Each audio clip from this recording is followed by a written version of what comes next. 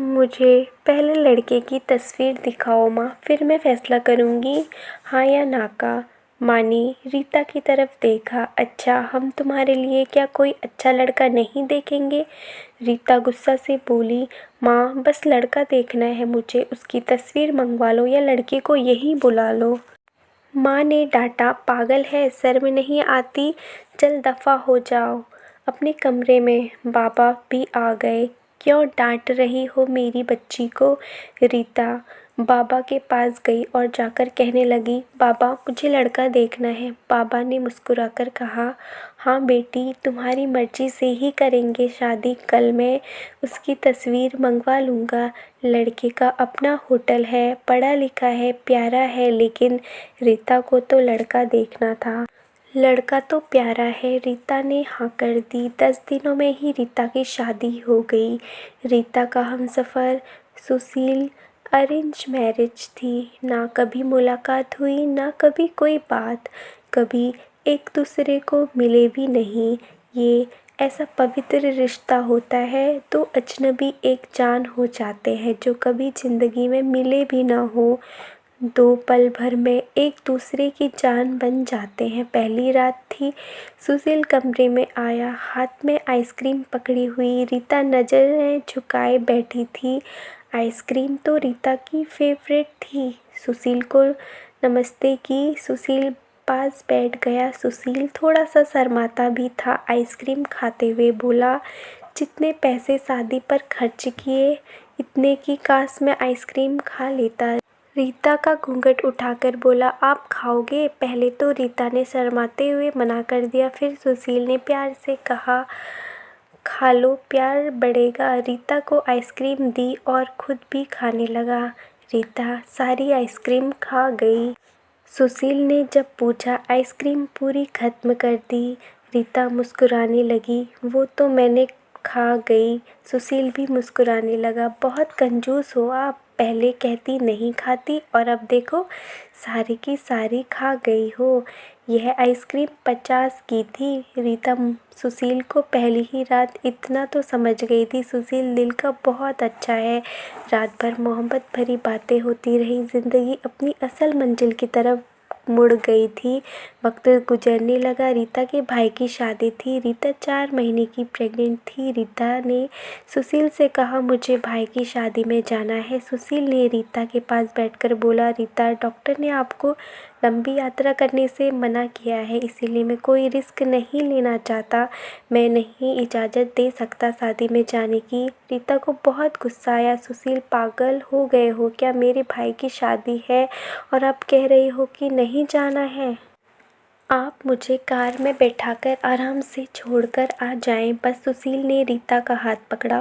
मोहब्बत से फिर समझाने लगा, रीता, क्यों बेकार की ज़िद करती हो? डॉक्टर ने यात्रा करने से मना किया है तो मैं नहीं जाने दे सकता तुमको। तुम लापरवाह हो जाती हो और मैं तुमको किसी के भरोसे नहीं छोड़ सकता। इतना कहकर सुशील कमरे से बाहर चला गया। रीता रोने लगी। रीता ने अपनी माँ को फ़ोन किया। सुशील मना कर रहा है शादी में आने के लिए। माँ ने समझाया, बेटा अगर वो कह रहा है तो मत ही आओ। लेकिन रीता की भाभी और भाई जिद करने लगे, क्यों नहीं आने दे रहा है सुशील हमारी बहन को? वो रात को आया।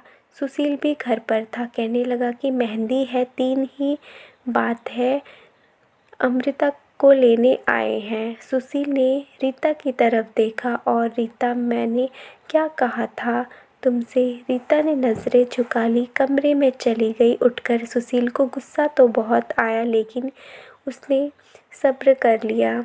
1000 रुपये जेब से निकाले, रीता को दिए। कुछ पैसे हैं, रख लो, बाकी और चाहिए हो तो ले लेना, मैं आऊँगा कल। रीता बहुत खुश थी। सुशील ने अपने सीने से उसे रगा लिया और कहा, अपना ख्याल रखना रीता। रीता फिर शादी में चली गई। मेहंदी की रात रीता की बुआ की लड़की भी आई हुई थी। डांस भी किया, काफ़ी इन्जॉय किया। बारात वाले दिन जब भाई की बारात लड़की वालों के घर पहुंची तो बारिश हो रही थी। गली में काफ़ी कीचड़ था। रीता का पाँव फिसल गया। वह गिर गई। गिरते ही उसके पेट में दर्द होने लगा। रीता ज़ोर-ज़ोर से रोने लगी। जल्दी से रीता को अस्पताल ले गए। रीता दर्द से चिल्ला रही थी। सुशील को कॉल कर रीता के बारे में बताया गया। सुशील घबरा गया। वो जल्दी से अस्पताल पहुंचा। डॉक्टर रीता को इमरजेंसी वार्ड में ले गए थे। सुशील बहुत परेशान था। दिल की धड़कनें बेकाबू थी। जुबान पर ईश्वर का जाप था। बाकी सब लोग शादी की खुशियों में मग्न थे, लेकिन यहाँ सुशील परेशान खड़ा था। कुछ देर बाद डॉक्टर कमरे से बाहर आए। उन्होंने सॉरी कहते हुए बताया, आपका बच्चा मर चुका है। सुशील बेजान सा होकर कुर्सी पर बैठ गया। भगवान से हिम्मत मांगकर जल्दी से वार्ड में गया। रीता रो रही थी। सुशील को देखकर मुंह मोड़ लिया। सुशील पास बैठ गया। सर पर हाथ फेरने लगा। अच्छा चल चुप कर मेरी सोनी, रोना बंद कर, बस ऊपर वाले की मर्जी थी। रीता फूट फूट कर रोने लगी। सुशील मुझे माफ़ कर दो, मुझसे गलती हो गई। सुशील ने आंसुओं से भीगी हुई पलकों को चूम लिया। अरे बस मेरी जान, रोते नहीं हैं, बस ऊपर वाले की मर्जी थी, चुप हो जाओ। रीता खुद को गुनहगार समझ रही थी, अपने बच्चे और सुशील का। सुशील समझने लगा। रीता का सर अपनी गोद में रख लिया। चुप हो जाओ मेरी सोनी, सोनी रो मत, अब देख मैं तेरे पास हूँ। रीता को लेकर घर चला गया। शादी खत्म हुई, सब घर आ गए रीता का हाल पूछने। रीता खुद पर इल्ज़ाम दे रही थी, मुझे रोका था सुशील ने माँ, लेकिन मैं जिद करती रही, शादी में जाना है। अगर इनकी बात मानी ली होती तो आज शायद मेरा बच्चा मैं नहीं खोती। सुशील समझ रहा था रीता दिल ही दिल में खुद को कसूरवार ठहरा रही थी, इसीलिए सुशील प्यार से समझाता रहा रीता को, अरे पागल, खुद को परेशान न कर, ऊपर वाले की मर्जी थी, ऊपर वाले ने चाहा तो हमें फिर से औलाद ज़रूर देगा। रीता सुशील की आंखों में देखकर कह रही थी, सुशील आप इतने अच्छे हैं, मुझे डांटा नहीं, आपने कुछ कहा नहीं। सुशील ने लंबी सांस ली, मुस्कुराकर बोला, जब तुमने मेरी बात मानी ही नहीं थी तो रीता अब कुछ कहने का क्या फ़ायदा। रीता समझ रही थी सुशील का खामोश गुस्सा। 1 साल बाद फिर ऊपर वाले ने उनको बेटा दे दिया। सब बहुत खुश थे। सुशील बाहों में उठाकर झूमने लगा अपने बेटे को। रीता बेड पर लेटी सुशील की आंखों में बेटे की मोहब्बत में निकलते आंसू देख रही थी। जिंदगी में अच्छे दिन आते हैं, लेकिन अक्लमंद वही होता है जो खुद को हालात में ढाल लेता है। सुशील के 2 भाई जो सुशील से अमीर थे, उन दोनों भाइयों का अपना अच्छा खासा बिजनेस था, लेकिन सुशील का छोटा होटल था जिससे बस गुजारा हो रहा था। रीता ने जिद की, सुशील बच्चे को गर्मी लगती है इसलिए यह बहुत रोता है, मुझे कमरे में एसी लगवा कर दे।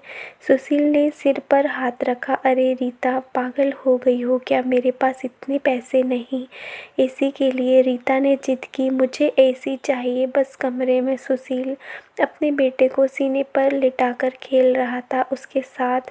रीता बस एसी लगवाने की जिद किए बैठी थी। सुशील ने रीता का हाथ पकड़ा, अपने करीबी किया। रीता पता नहीं क्यों इतनी जिद्दी हो तुम, लगवा दूंगा एसी, ये लो सो गया है मेरा राजकुमार, इसको लिटा दो। 2 साल बाद ऊपर वाले ने एक बेटी भी दी। वो दोनों बहुत खुश थे। हर अच्छी बुरी ख्वाहिश पूरी करता था सुशील, लेकिन फिर भी छोटी छोटी बातों पर उनमें झगड़ा रहता ही था। बेटा 4 साल का हो गया था, बेटी छोटी थी। सुशील का होटल का काम अच्छा नहीं चल रहा था। सुशील कुछ परेशान था। घर आया, देखा बेटे ने उसका लैपटॉप तोड़ दिया था और रीता मोबाइल पर लगी हुई थी। सुशील ने देखा लैपटॉप टूटा हुआ पड़ा है। सुशील चिल्लाकर बोला, रीता ये क्या है।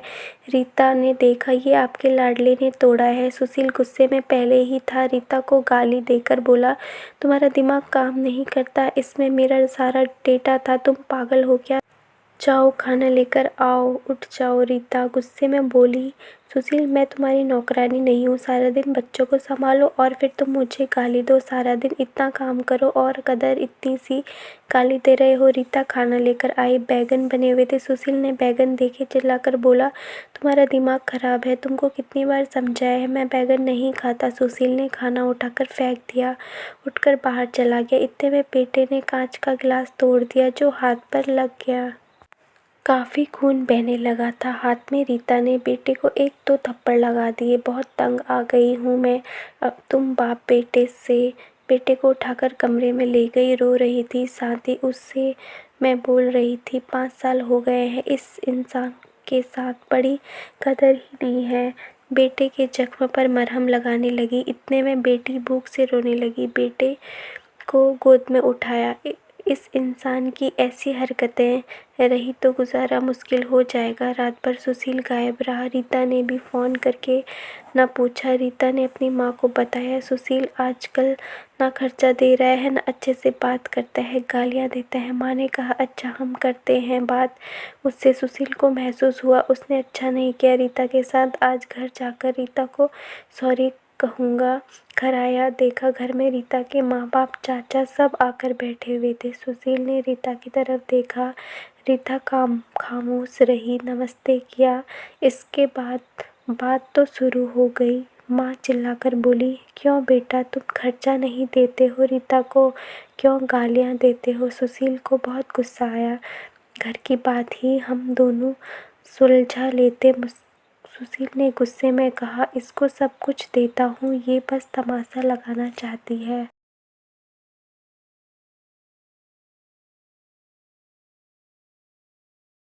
रीता भी गुस्सा थी। वो भी गुस्से में बोली, क्या देते हैं वो, महीने में 10,000 देते हो, जिसका दोनों बच्चों का दूध भी पूरा नहीं होता।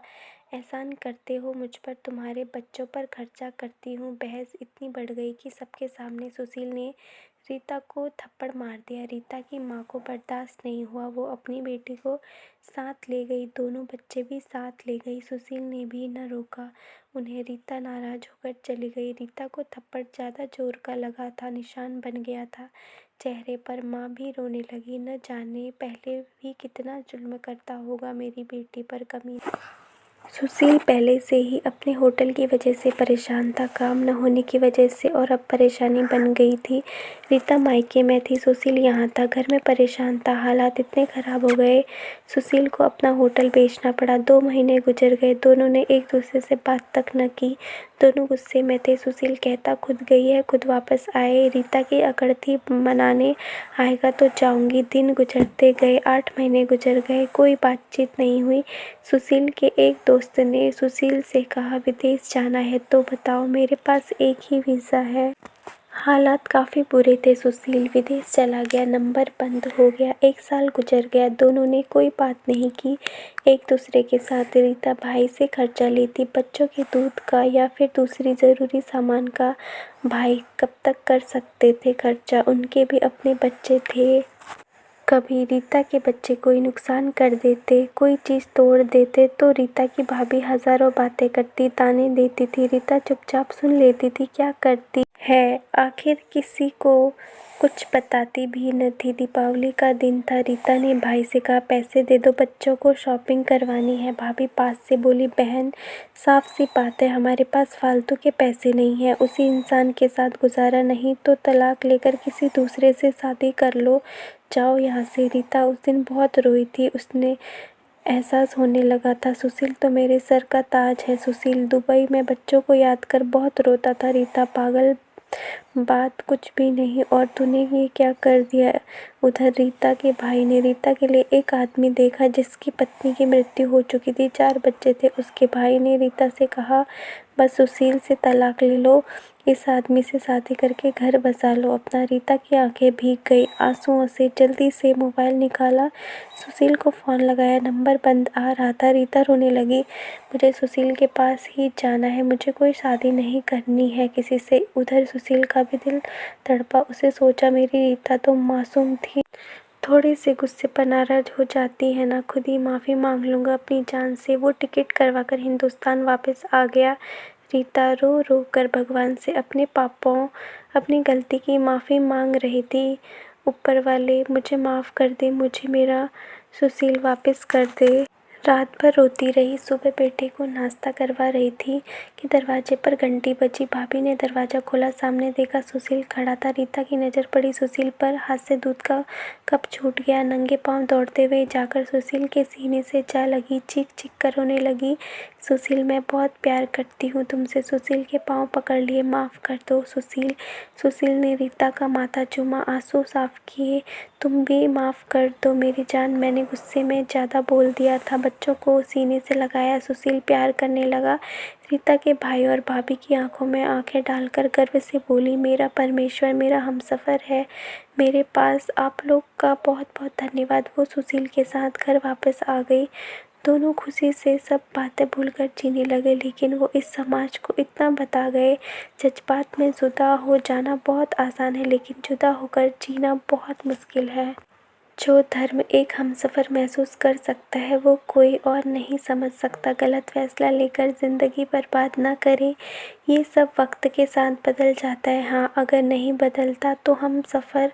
अगर कोई नाराज़ है या घमंड में है तो जाओ मना लो, राज़ी कर लो एक दूसरे की, इससे पहले कि फिर देर हो जाए। अगर मेरी कहानी किसी एक के भी दिल में घर कर गई तो मेरा मकसद पूरा हो जाएगा। आजकल छोटी छोटी बातों पर घर उजड़ रहे हैं। अगर थोड़ी बर्दाश्त कर ले तो ऐसे घर ना उजड़े। दोस्तों, सही कहा ना मैंने? आपकी क्या राय है इस कहानी के बारे में? आप कमेंट करके हमें ज़रूर बताएं।